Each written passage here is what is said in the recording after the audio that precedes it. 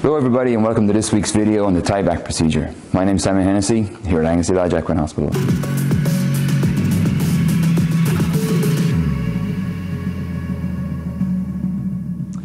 So the tie-back procedure is a salvage procedure performed on horses with grade 4 or 5 laryngeal or throat paralysis.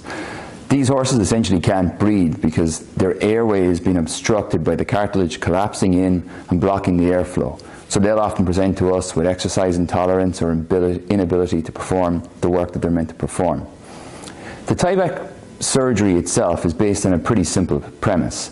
Essentially, we place a suture or a stitch through the cartilage that is collapsing and tie it back out of the airway and the incoming airflow, allowing the horse to get enough oxygen to perform the exercise that's required. However, the walk in the park surgery very quickly then becomes potentially a walk in a minefield because of where the location of the surgery that is performed.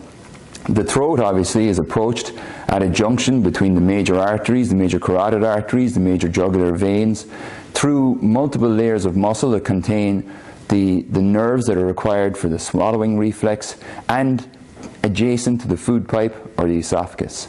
All of these structures, when interfered with, can lead to significant post-operative complications.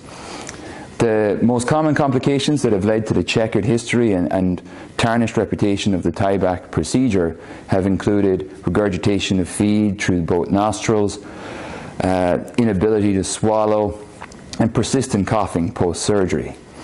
However, in more recent years, various advances associated with the surgery have led to a significant decline in the complication rate associated with the surgery. Through an improved appreciation of the anatomy, reduced trauma associated with the surgery, and the improved visualization that's associated with performing the surgery standing, we've managed to reduce the rate of infection, rate of complications post-surgery quite significantly, and associated with that, we've reduced the rate of infection to less than 1%. However, it's important to remember that when infection does occur, it's still associated with a failure of the surgery, and so by association, a failure to salvage the horse for athletic purposes. And that's it.